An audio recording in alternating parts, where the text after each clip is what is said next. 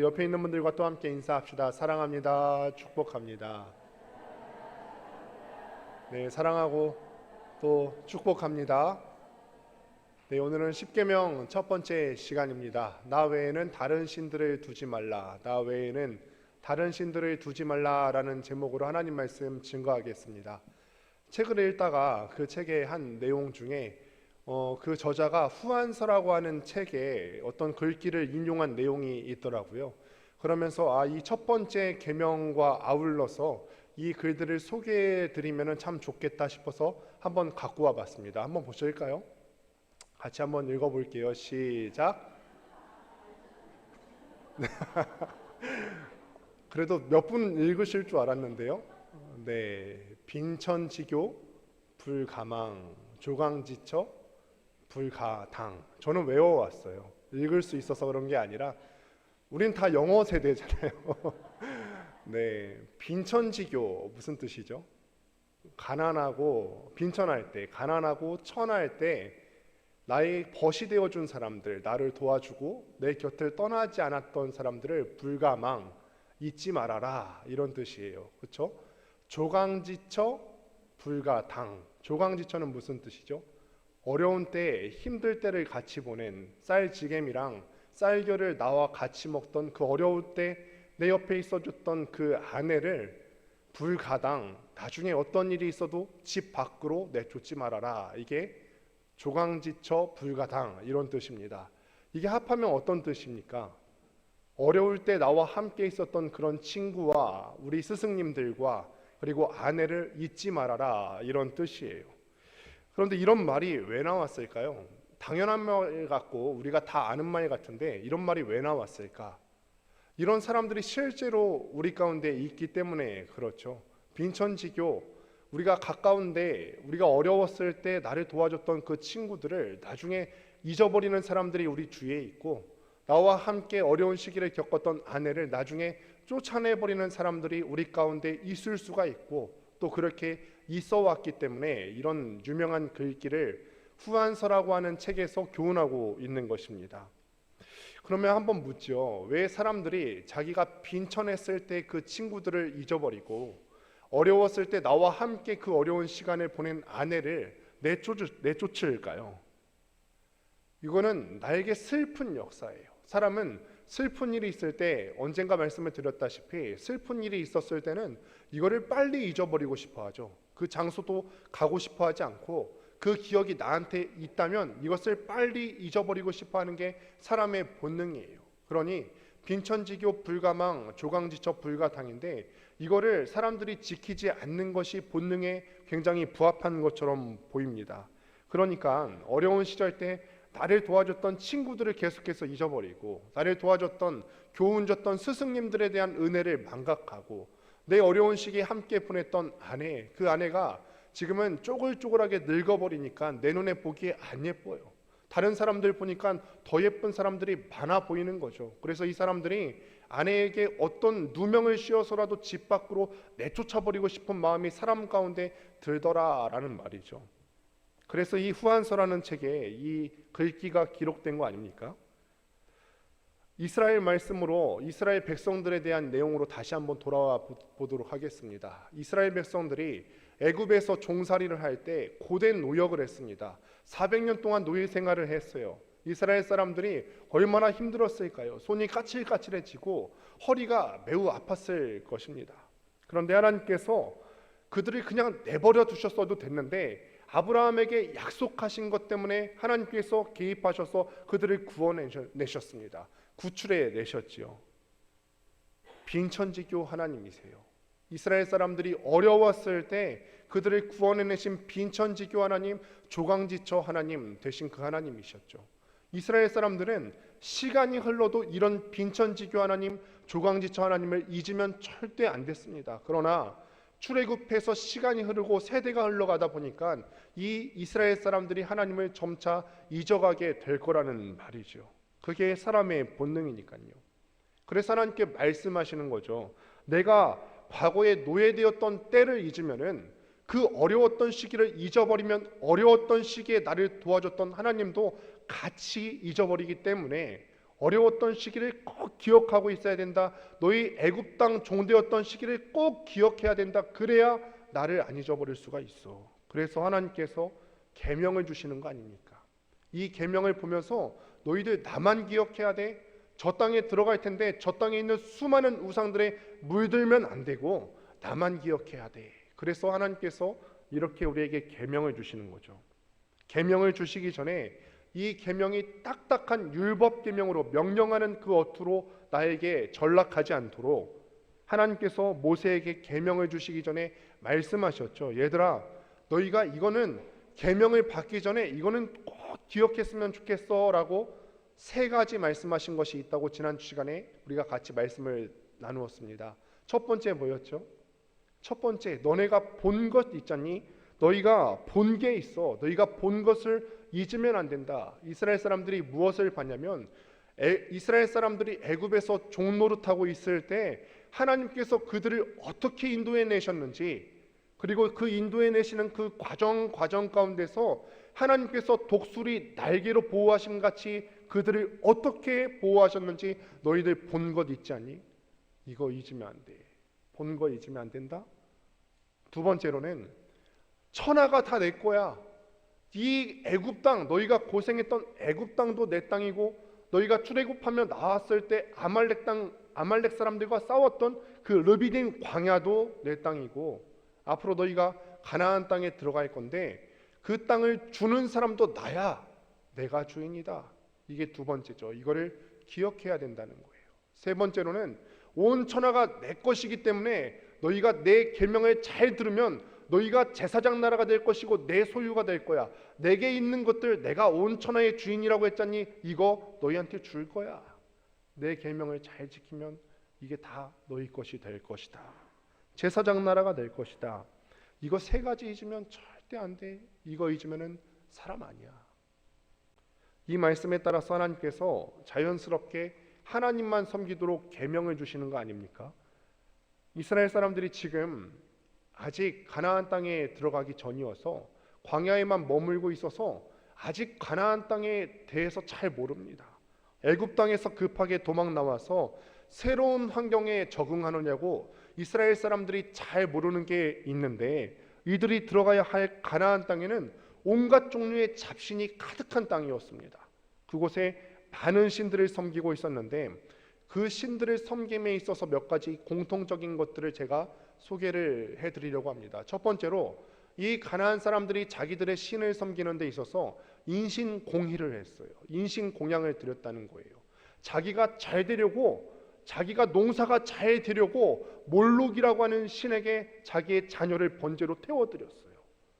그래서 나중에 여러분 인터넷을 검색해 보시면은, 몰록을 검색하시면은 송아지 같은 어떤 우상 모양이 나오는데 거기에 아궁이 같은 것들이 두 팔로 이렇게 딱 벌어져 있어요. 자녀를 거기에 올려드리는 거죠. 그래서 그 자녀를 태워서 죽이면 그 어린 자녀가 불에 타서 몸부림칠 때 밖에서 멀리 있는 저 사람들이 바라봤을 때 저 아이가 신에게 바쳐지는 것이 기뻐서 저렇게 몸부림치는구나, 이렇게 받아들였어요.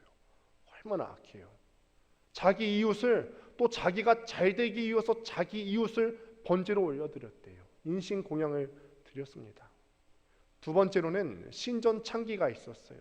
가나안 우상들을 섬기는 신전에 가면은 남자 창기가 있었고 여자 창기가 있었고, 이런 신전 창기들과 신전 매음을 할 때 그 매음을 하는 그 순간을 가나안 신들이 기뻐 받는다, 이렇게 알고 있었습니다. 이렇게 자기의 신들을 섬겼어요. 실제로는 신들을 위한다고 하지만 사람이 자기의 만족을 위해서, 자기 쾌락을 위해서 자기의 방법대로 그렇게 우상을 섬겼다는 거예요. 세 번째로는 자기가 마법을 쓰고 점수를 부려서, 그래서 못된 우상의 제단에서 일하고 있는 제사장들이 점괘를 내게 됩니다. 이 점괘를 내는 여러 가지 방법들이 있는데 또 몇 가지 한번 소개를 드려볼게요. 첫 번째로는 동물점이라고 하는 게 있어요. 동물점.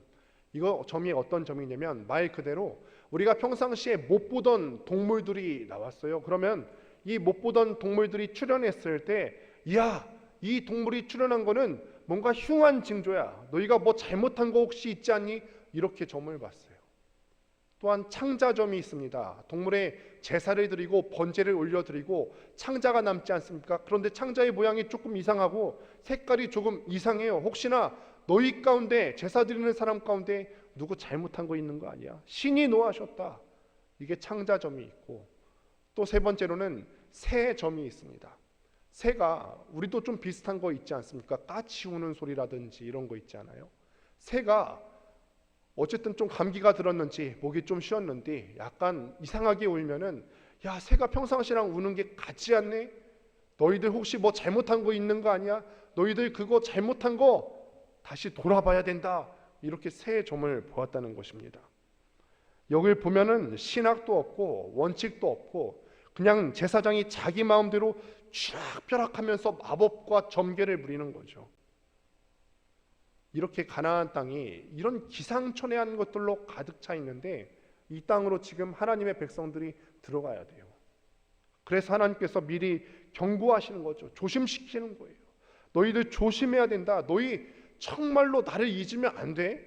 너희가 지금 들어가야 되는 정말 그 땅은 너무너무 이상한 곳이니까 그 땅에 들어가기 전에 너희들 정말 조심하고 내 경고를 잘 받아들여야 된다. 이렇게 말씀하시는 거죠. 여러분, 이렇게 인신공양을 하는 것뿐만 아니라 기상천외한 것들이 이 가나안 땅에서 종교라는 이름으로 성행을 하고 있었는데 왜 그런 종교가 가나안 땅에 성행했을까요? 왜 이런 점들이 가나안 땅에서 성행했을까? 왜 자식을 불에 태워 죽이고 이웃을 불에 태워 죽이고 신전 창기들이 있고 왜 이런 기상천외한 것들이 가나안 땅에 가득했을까? 왜냐하면 이 모든 행위의 결과가 사람을 유익하게 할 만한 것들로 사람들이 착각하기 때문에 그렇습니다. 이게 나를 유익하게 할 것 같거든요.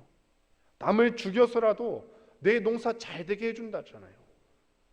그리고 내 욕망을 채울 수 있잖아요. 신 앞에 예배 드린다는 이름으로 신전 매음을 할 때 자기의 쾌락을 채웁니다. 나를 위한 종교예요. 내가 섬기는 신을 위한 종교가 아니라 나를 위한 종교로 전락해버리는 거죠. 그런데 나를 위한 종교는 나를 반드시 파멸시킵니다. 그래서 하나님께서 가나안에 들어가시기 전에 백성들을 다 불러서 모아놓으시고 언약을 맺으시고 계명 주시는 거 아닙니까? 가나안의 사람들이 자기네 신들을 섬기는 방식과 애굽에서 노예 생활하다가 하나님께서 불러내서 자녀 삼으신 그 백성들이 하나님을 섬기는 방식은 서로가 너무나 달라요. 가나안에 있는 사람들은 신들이 이걸 원해 저걸 원해 하면서 사람이 자기의 생각대로 자기가 정했어요. 그런데 하나님의 사람들은 사람이 하나님을 섬기는 방식을 정하는 것이 아니라 하나님 당신께서 예배 받으시는 방법을 정하시는 절대적인 하나님이십니다. 사람이 정할 수 있는 것이 하나도 없습니다. 제가 지난주에 함무라비 법과 하나님의 법이 어떻게 다른지에 대해서 설명을 드린 바가 있는데, 하나님의 법은 종교적인 성격이 강하다, 제의적인 성격이 강하다 말씀을 드렸죠. 하나님께서는 하나님의 사람들이 예배를 드려야 되는데 예배를 어떻게 드려야 되는지 그 절차와 과정들까지도 하나하나 일일이 가르쳐 주셨어요. 왜냐하면 그 예배 드리는 과정 가운데 사람의 욕망이 투영되지 않도록 하나님께서 하나하나 다 개입하신 거예요. 그런데 가나안 사람들은 그렇게 가르쳐주지 않은 대로 사람의 욕망이 온전히 투영되어서 신전 매음이 성행을 하고 인신공양을 드리는 기계망측한 일들이 일어났던 거죠. 출애굽기 3장 14절 말씀 한번 확인하시겠습니다. 함께 읽습니다. 시작. 하나님이 모세에게 이르시되 나는 스스로 있는 자이니라. 또 이르시되 너는 이스라엘 자손에게 이같이 이르기를 스스로 있는 자가 나를 너희에게 보내셨다 하라. 아멘. 우리를 구원하신 하나님은 스스로 있는 하나님이십니다. 스스로 있는 하나님이세요. 사람이 목각으로 깎아놓은 게 아니고 돌로서 닦아놓은 그런 신이 아닙니다. 스스로 계세요. 모세가 묻죠. 하나님, 내가 이스라엘 사람들에게 가서 여호와가 너희를 구원했다, 구원하라고 이렇게 하라고 말하면은 이스라엘 사람들이 되물을 거 아닙니까? 그 여호와가 누구냐, 너를 보내시니 누구냐 물을 텐데 제가 뭐라고 말할까요? 했더니 하나님께서 하시는 말씀이 나는 스스로 있는 자다. 그 스스로 있는 하나님, 누구에 의해서 만들어지지 않았기 때문에 누구에 의해서 정의되지도 않고 누구에 의해서 함부로 조종당하시지도 않는 그 하나님께서 우리의 하나님이라는 거죠. 그러니 우리가 예배의 방식을 우리 마음대로 정할 수 없고 섬기는 방식도 우리 마음대로 할 수가 없고 당신이 원하시는 방법이라야 되죠. 그 하나님이 오늘 계명 주시기 전에 서론격으로 하시는 말씀이 있죠. 나는 너를 애굽 땅 종되었던 집에서 인도하여 낸 내 하나님 여호와니라. 뭐라고요? 애굽 땅 종되었던 집에서 너를 인도하여 낸. 여러분, 십계명으로 들어가기 전에 다시 말씀을 드립니다. 애굽 땅 종되었을 때 힘들었던 때 나를 구원하여 낸, 이거 잊으시면 안 된다는 거죠. 빈천지교 하나님, 조강지처 하나님, 이거 잊으면 안 된다는 거죠. 계명에 들어가면은 자꾸 우리 마음 가운데 교만한 마음이 들어요. 법이요 하면서 내가 신을 정의하려고 하고 내가 마치 주인의 권리를 행사하려고 하는데 그거 아니래요. 계명은 그런 게 아니라 내가 빈천했을 때, 내가 술지개미와 쌀겨를 먹고 비참하게 살아가는 그때 내 옆에 함께 계셨던 내 하나님을 기억하는 것이 제1계명이라는 것입니다. 지금 하나님, 여러분들께서는 빈천지교 하나님을 기억하고 계십니까? 우리도 지금 어려운 시간들을 겪어오셨고 또 지금도 겪고 계시는 분들이 계실 거고 앞으로도 겪으실 분들이 계실 건데 이 빈천지교 하나님 여러분 기억하고 계십니까? 내가 하나님 없이 엉망진창으로 살았을 그때 교회는 다니지만 법을 알지 못하고 은혜를 알지 못해서 내 마음대로 바라고 행동했던 모든 시절들에 대해서 하나님께서 다 참아주시고 내가 경거망동했던 그때에 대해서 하나님께서 다 참아주시고 인내해 주셨는데 그 하나님에 대한 감사가 있으십니까? 이거를 먼저 말씀하시잖아요. 나는 너를 애굽 땅 종 되었던 집에서 인도하여 낸 내 하나님 여호와니라. 그런데 이 스스로 계신 하나님께서 애굽을 심판하시고 자기의 백성들을 구원하여 낸 이 하나님께서 누구의 하나님이라고요? 너희의 하나님이라. 우리의 하나님이래요. 스스로 계신 분이 절대자이신 그 하나님께서 우리의 하나님이 되신대요. 이게 비교가 될까요? 사람은 조금 차이가 있어도 서로 어울릴 수 있죠. 백인과 흑인이 조금 색깔이 다르지만 어울릴 수가 있고 교육 수준이 달라도 어울릴 수가 있어요. 그런데 절대로 격이 맞지 않는 존재가 있는데 그건 하나님과 우리 사이죠. 하나님께서는 절대자이시고 우리는 그의 피조물입니다. 하나님께서는 죄가 없으신 분이시고 우리는 죄로 가득 찬 인생을 살아가고 있는 그런 존재들입니다. 그런데 스스로 계신 분과 내가 어울리는 존재입니까? 그렇게 생각하세요? 그분과 내가 친구라고 하는데 정말 친구 될 수 있습니까? 그분이 우리의 남편 되신다고 하는데 남편 될 수 있을까요? 사람도 격이 맞아야 되는데 이건 너무 안 맞잖아요.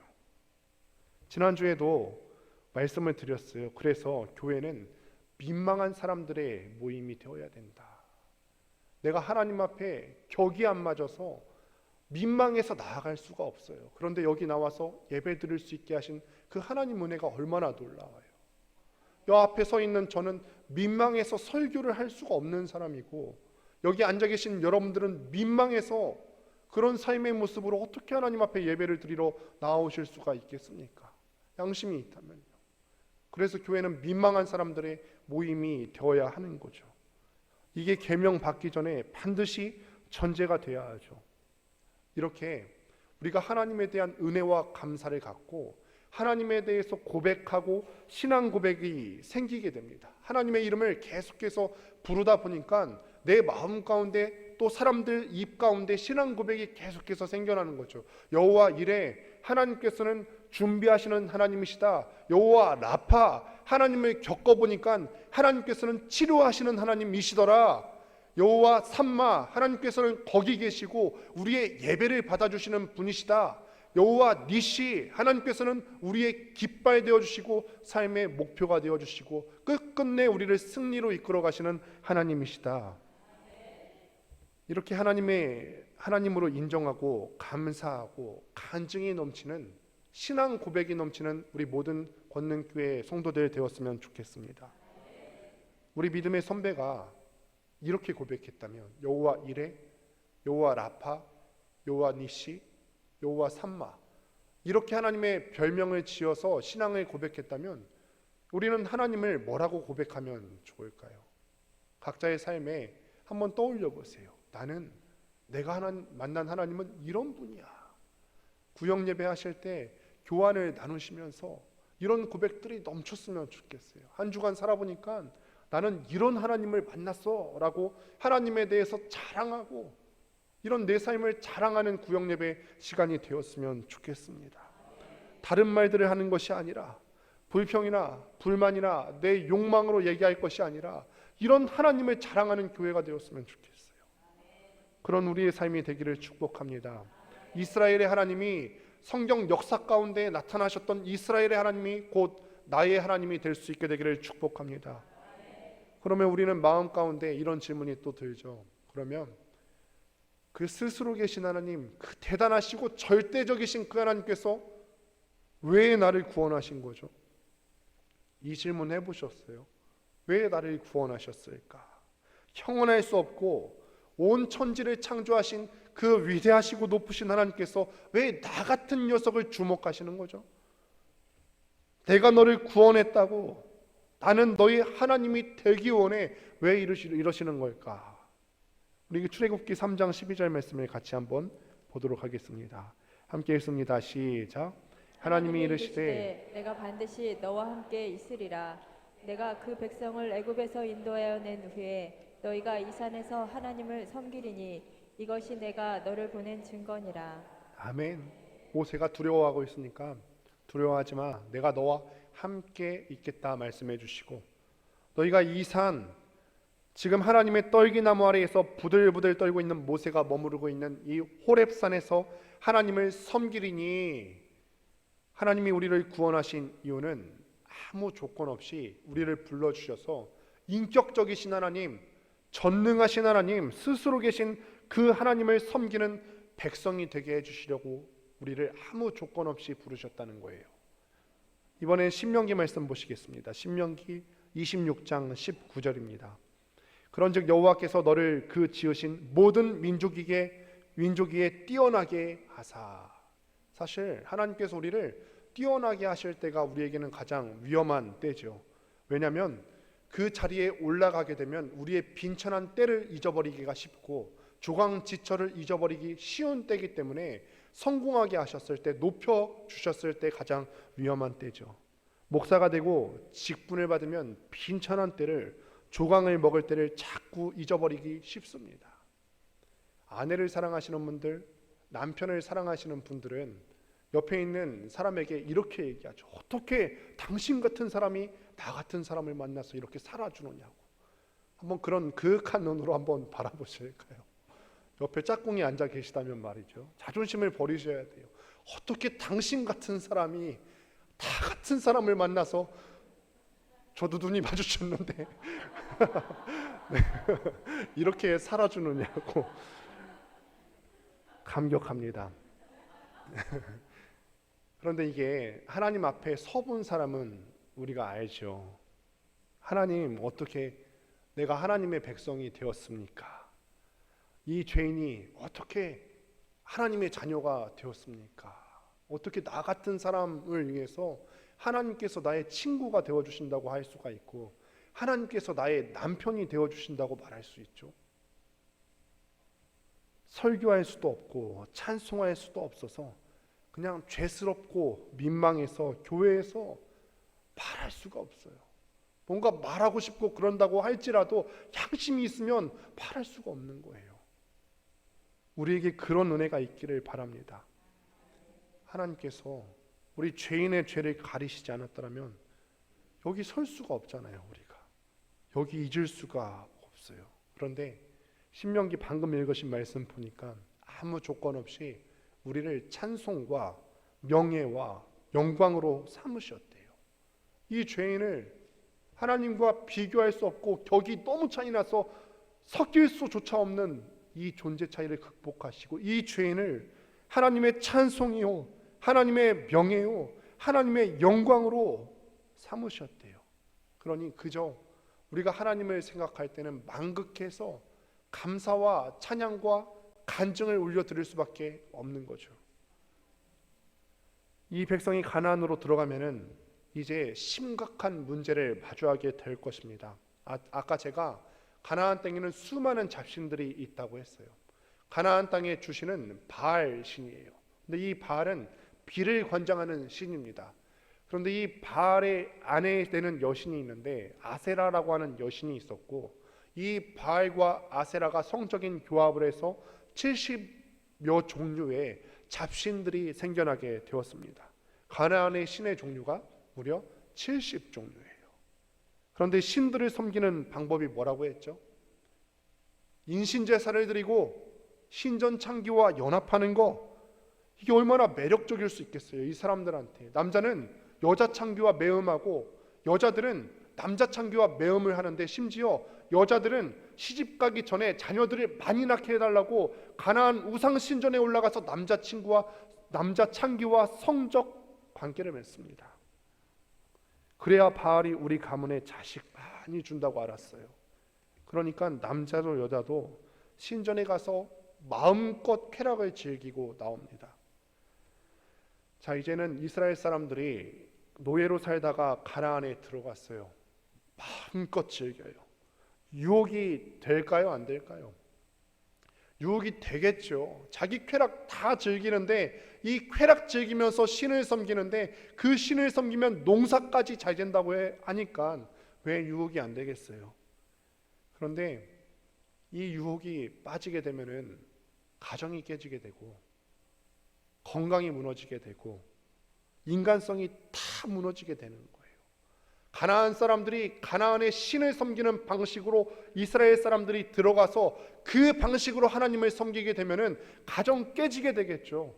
건강, 성병들이 엄청 난무하게 되겠죠. 건강 무너지게 되겠지요.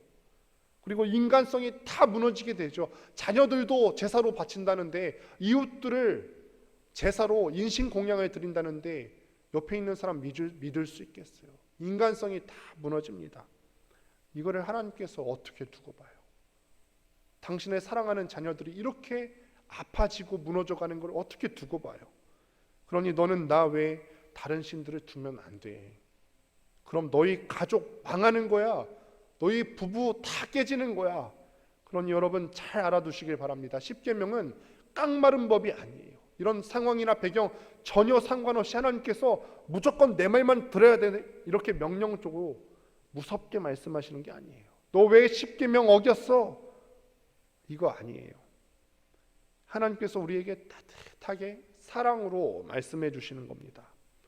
하나님께서는 우리가 인생 가운데 행복하게 예쁘게 잘 살기를 바라세요. 우리가 그냥 한 인간으로 예쁘게 살기를 원하십니다. 제가 지난주에 말씀을 드렸죠. 예를 들어드렸어요. 얘야, 오늘 많이 춥다. 추우니까 잘 때 창문 잘 닫고 이불 잘 덮고 자야 된다. 이거는 명령조로 하는 게 아니라 사랑의 말씀이에요. 그렇죠? 법이 아니라 사랑이에요. 얘야, 학교 갈 때 큰 길 건너야 될 때 차가 오는지 안 오는지 좌우를 잘 살펴 건너야 된다. 초록불이 되어도 차가 올 수 있기 때문에 잘 봐야 돼. 이건 법이 아니라 사랑이에요. 초록불 될 때까지 움직이지 마! 이게 아니라 그때까지 잘 기다려야 돼 라고 따뜻하게 말씀해 주시는 거예요. 그런데 부모에 대해서 잘 알지 못하고 오해하면 이걸 딱딱한 말씀으로 받는 거죠. 하나님도 마찬가지예요. 하나님께서 우리에게 이 십계명 말씀을 주실 때에는 너희 이거 하면 돼, 이거 하면 안 돼, 이렇게 딱딱한 법의 어조로 말씀하시는 것이 아니라 가나안 땅에 들어가면 이런 것들이 있는데, 얘네가 여기 들어가서 이거 물들면 망할 텐데, 가정 깨질 텐데, 건강 무너질 텐데, 인간성이 없어질 건데, 얘네 그러면 안 되는데 하고 사랑으로 우리에게 주신 말씀인 거죠. 그 가나안 잡신들로부터 우리를 지키시기 위해서 걱정 어린 눈으로 말씀하시는 거죠. 그러니까 너는 나 외에 다른 신들을 너한테 가까이 두면 안 돼. 그럼 큰일 나. 이게 하나님의 계명이죠. 그러니 이 10계명 가지고 이걸 갖고 남을 정죄하는데 쓰면 안 된다는 거예요.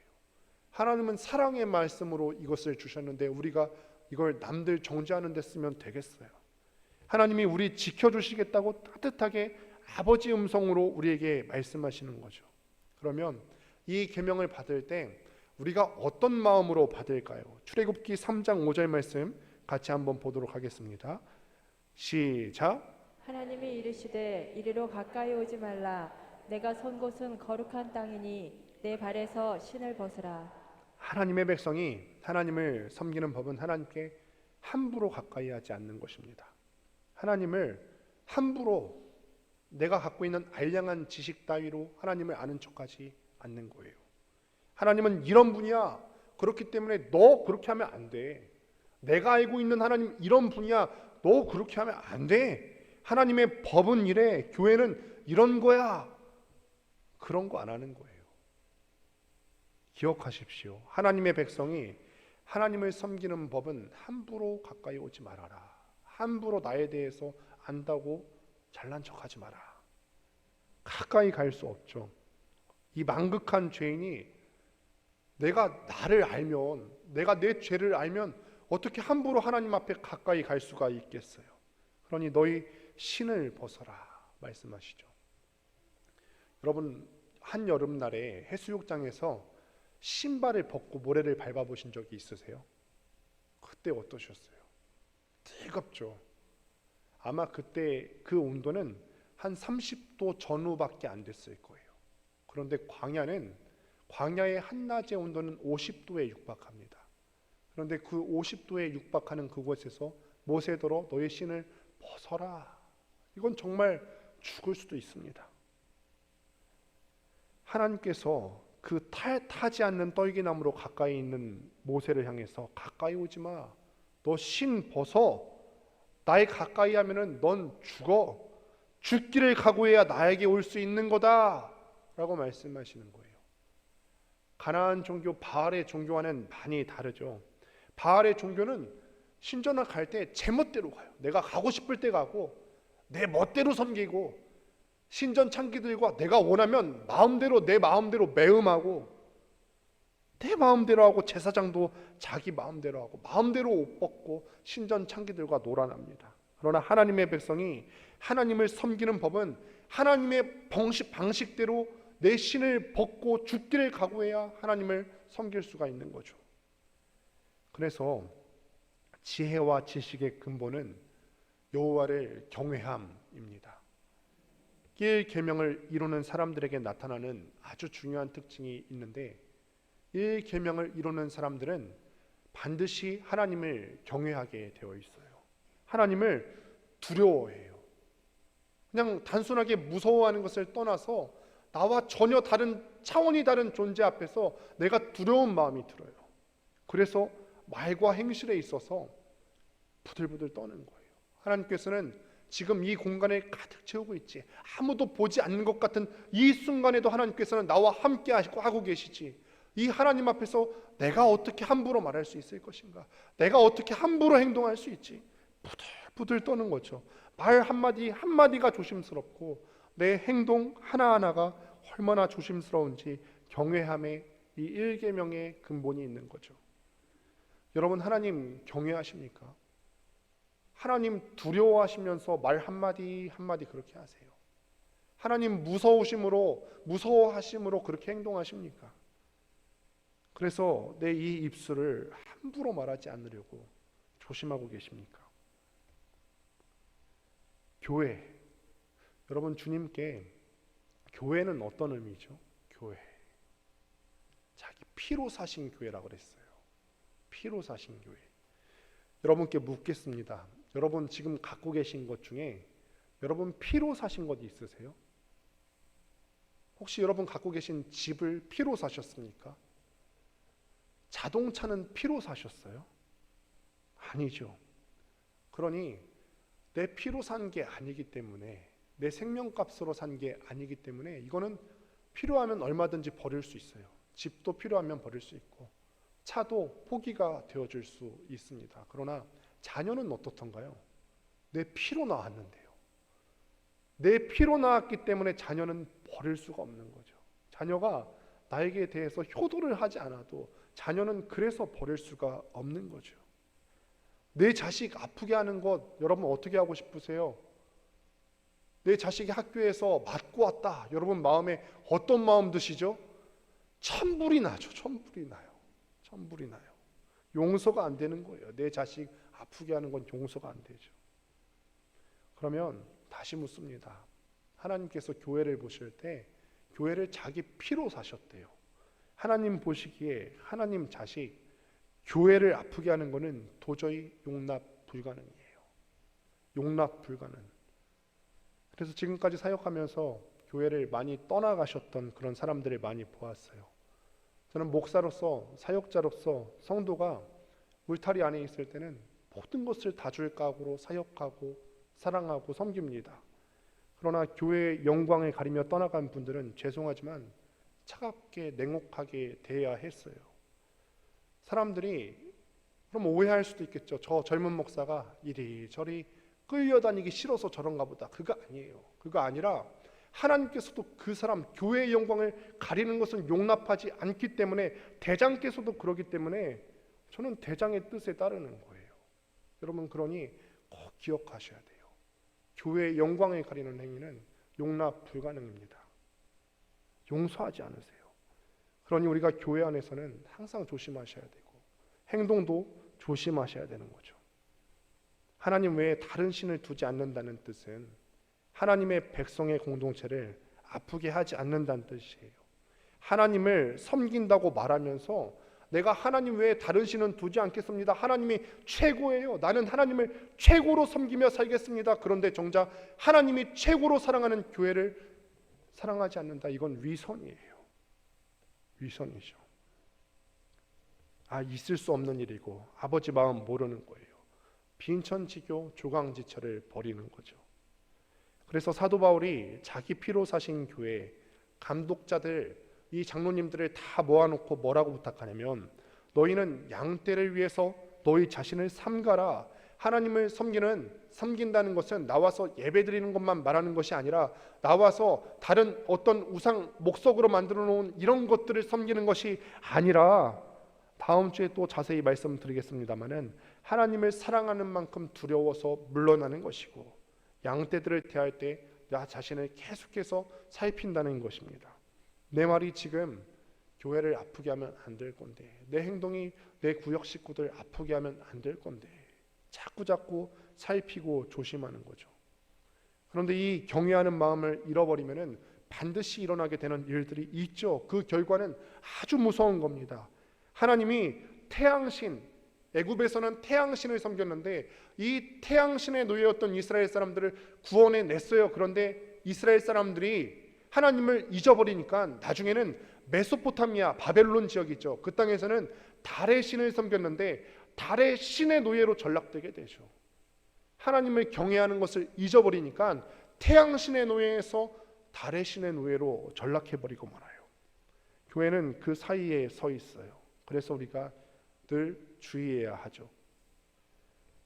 예수님 당시에 교회를, 성전을 끔찍하게 섬기고 말할 때마다 하나님 하나님, 말할 때마다 성전 성전 얘기하는 두 부류의 사람들이 있었어요. 첫 번째로는 사두개인이라고 하는 종교 지도자들이 있었죠. 대제사장을 소유하고 있는 가문입니다. 사두개인. 그런데 이 사두개인은 성전에 나올 때 어떻게 로마 황제의 문양이 새겨진 그 동전을 갖고 하나님 앞에 예물을 드릴 수가 있지? 성전에서는 그런 동전 따위는 받을 수가 없다 해서 성전에서 환전을 해서 하나님 앞에 헌금을 드리도록 했어요. 이 사람들은 일부러 그 환전할 때 환차익을 고의로 높게 설정해서 그 가운데 나오는 이익들을 다 자기네들이 착복했습니다. 그들은 늘 하나님을 말했어요. 말할 때마다 하나님께 이런 건 드릴 수 없지, 하나님 하나님 말했던 그런 사람들입니다. 그런데 예수님께서는 그들에 대해서 뭐라고 하셨냐면 강도의 속을 만드는 놈들아 말했어요. 하나님 없으면은 문장을 발할 수 없을 것 같은 그들을 향해서 이 강도의 속을 만드는 놈들아. 또 이런 사두개인들을 욕하는 또 한 부류의 사람들이 있었죠. 이 사두개인들을 향해서 이 더러운 놈들, 하나님을 이용하고 자기들 배를 채우는 나쁜 놈들이라고 욕하는 또 다른 부류가 바리새인들 있었어요. 이 바리새인들은 하나님의 법은 원래 이런 거야. 일주일에 이 정도는 너희들도 금식해야지. 안식일에 이만큼 이상은 걸어서는 안 돼.